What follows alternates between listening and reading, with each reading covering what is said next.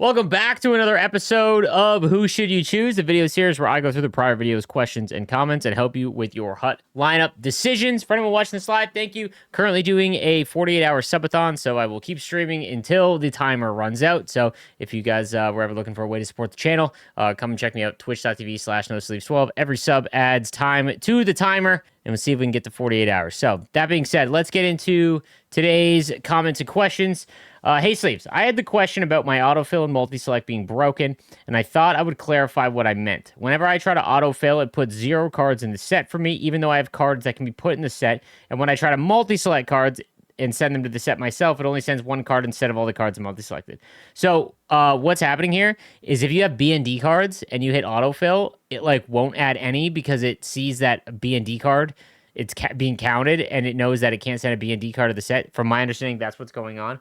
All of it's busted. I apologize, and it sucks. I don't know when they're going to fix it. It's probably a spaghetti code thing where they try to fix it, and it breaks 2 other things, and they just haven't figured out how to do it, and it's absolutely abysmal. If working on objectives, use the first 3 lines with whatever objective cards you got, but your 4th line in power play, use your favorite cards. That's the complete opposite of what you should have to do. You know, like I said, I think one of the bigger issues that's going on right now is that it's super boring, that we've got to throw cards we have no interest in putting in our lineup into our lineup. It shouldn't be like that at all.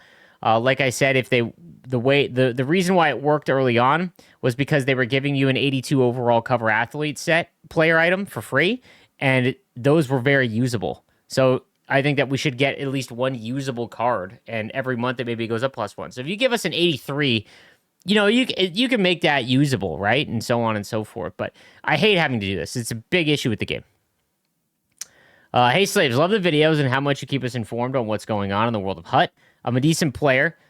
Div 2 and around 10 to 13 wins in champs, but it seems like I start off really good each champs, but end up finishing mediocre. Last week I started 9-2-2 and ended up 10-7-2, and I didn't bother playing my last game. Is there some kind of skill-based matchmaking that I'm not understanding? I feel like I play the same every game, but somehow I end up on the wrong side of the scoreboard. So yeah, what happens is you are matched up with players that have the same win-loss differential. So if you're 10-5, you're going to match players that are 5 games above their losses. So you could be 5-0. Right? 6-1, right? So the further into champs you get, and the better you're doing. If you're 9-4, right, you're matching up with 5-0 players, or maybe they are 11-6, right? So good players, and it sucks because that's when it's very difficult, right? Like it's very difficult after your first 10 because now you've sort of fallen into that. Okay, now you got to play good players. Everyone goes through this. It's how almost all of my champs runs go, and it sucks. But it is as intended. It should be very hard. Bonjour Sleeps. Do you think they will release new hat trick cards, maybe with Season 2? Maybe, but I doubt it because they're master set player items. I don't know. The 3 they chose are well, they're not really that random. They're players that are still in the game, but they're hurt or retired in Weber's case. And they're not going to get any new cards unless they're an event card. So, you know. That's it's very random. I think every team should have one. That's how it should have been. Hey, Slaves, appreciate all the content. Would love to see Wildcard become an NHL version of Battle Royale and MLB The Show. Opportunity to try out a variety of cards. Draft your team to play online. Certain loss resets the team, and your redraft reward path continues. Unfortunate to see Hut. Yeah, 100%. Like I said, I think Wildcard has no identity. It's too casual, or it's trying to be casual and competitive, and ends up just not pleasing anyone really. The lack of good cards in it is just so silly to me. I really don't understand what's going on with it. I think that's a big issue.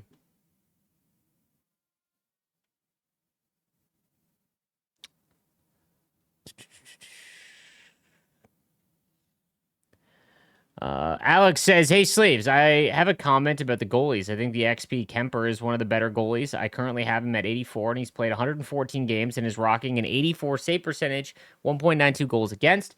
His speed lacks a little bit, but at 83, I think he's a heavily underrated card. Like I said, whatever goalie works for you. I use the Kemper, and I think I don't even know if I got him up to like 83. It might have been 82 early on in the year, and he was just god-awful for me. So I just bailed out, and I've been using Sebastian Casa and Jacob Malik ever since, and I just switched them. So What I think would be cool is for Upper Deck to make an insert set for one of their products that would have a code on it so you could add that player to lineup. Dude, that would be if Upper Deck had a deal with EA, it'd be so sick. Like if all the base cards were Upper Deck cards, unbelievable. And then what would be awesome again is if you rip Upper Deck packs, there'd be a pack in the back of it that would allow us to like cash in for a certain card. Again, that would just be awesome. But it's just not going to happen. I don't think EA will ever have a deal with Upper Deck, and it just sucks for the player base. Hey Slaves, random question. Where did you get your jerseys framed in the back? Did you have to do it yourself or get it done? I got my Knights Hurdle jersey signed and I have no idea how to display it. I mean, F you. A Hurdle Knights jersey, this guy says. Michaels, they're the 7x21 shadow boxes, and then my wife somehow gets them to sit nice in them. I don't know how she does it, but they're fantastic. As long as the jersey is like not the extra large one, although that at Ginla's an authentic, and I think it's matte. I don't remember the size. They fit good. Sleeves, I really enjoy the content. Thanks for making the sauna sessions go by quicker. I had one quick question. I travel for work, but luckily I get to plan my travel. I was wondering how closely each year if Hut follows the same release dates for content, or if there's any way I had to have a calendar for when content is released so I can plan accordingly. So the only events that you'd really want to make sure you pay attention to are like Team of the Year and Team of the Season. Team of the Year always happens around New Year's, but you'll get some warning about it like a week before. Team of the Season happens middle of March, like right as like the last month of the season starting. After that, every 2 weeks is a new event. But they did give us a content roadmap in Season 1 where they showed us all the dates and the events that are coming. I doubt that happens again, but because they'll probably be like, and just forget about it, but I don't know. Chores are freaking annoying. I spend more time playing with subpar players than my free-to-play God Squad. I literally grind all week to get one day to play with my actual lineup before having to go back to the Chores train. EA needs to fix this. Play your way? No way. Yeah, like I said, I think I'm getting to the point now where I just don't care. I'm not, maybe if I don't get my 30 weekly pack or my weekly competitive packs or whatever, I'm just going to see where I get to and just play Rivals because I'm so sick of it, man. I can't do it anymore. I'm hoping this is alleviated quite a bit during Season 2. I don't have any faith it will, but yeah, it's been rough. Hey, Slaves, I'm a massive Jets fan, and I'm wanting to know what is the best way to try and get some of the Winnipeg milestone cards. Love the content. Keep it up, and go Jets, go. It'd be in the auction house, man. I would wait. I don't remember how long they're in packs for, but other than, yeah, like you're just going to have to wait on the auction house. That's pretty much it. They'll start falling in price pretty quickly. Not pretty quickly. They should be pretty cheap as it is, but yeah, you'll just be able to buy them on the auction house. So,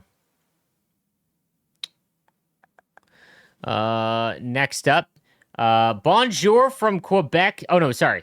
One thing I don't see, I see a lot of people talking about. I don't see a lot of people talking about is how annoying it can be to get qualified for champs. I don't play a whole lot anymore, but I do like playing Hut Champs as the rewards are better, and I like the matchmaking style. I wish they could do away with the 2,000 points you need to qualify just to actually play and not feel like I have to play useless rival games. Yeah, they do this as a mechanism to get people into rivals so that the player pool is a bit more filled. I think that once you qualify, maybe for 10 wins, you should just get 2,000. I think you only get 1,000 right now if you get to 10 wins. If you get to 10 wins, allow us to just play next week. I think that would go a long way in the community because this is really, really annoying. Yeah, you just have to, like, again, if you're not in a high division, I've kind of come off the fact that even if you can only win like 5 games, it does look like it's worth playing champs. So the lower division guys, it just takes you guys so long to get in. I think it'd be better for the overall mode if there was no qualification, but bonjour from Quebec City. I don't remember exactly which NHL it was, but I remember playing Hut Champs a couple of years back, and there were some kind of specific rules to build your lineup. 1 week it was silver players only. 1 week that was 83 overall maximum would be something similar. Come back to the game. Okay, so you're talking about competitive seasons. Everyone loves this. The problem is that anytime you add a restriction, the player base just falls apart entirely. There's so few players that can play when you have a restricted lineup. Something that they could do that would be awesome is if they gave us a lineup, and then we could replace them a little bit more. Kind of like what wild card is to an extent, but that would be sweet. But yeah, you're talking about competitive seasons, and it's another new mode or another mode, so it's always going to be welcomed there for sure. As a fix for the monotonous moments grind, I try making all the objectives. I think making all the objectives track in a single game would be a good solution. I hate playing a moment to take 5 shots and then have to go back out and start another game against the same team and get 5 body checks. If they were combined into a single game and each star objective giving you a reward, it wouldn't be so bad. Then you'd have to try. Then you'd have to retry the moment if you weren't able to finish a certain star, and it could be split into different moments to each one instead of playing 9 moments. You only play 3. Yeah, I'd like that. That'd be pretty cool. Again, the moments don't really seem to have any like significance in terms of like they don't make a lot of like moments that are historical, right? So I agree. Figuring out a way to streamline that would be pretty nice.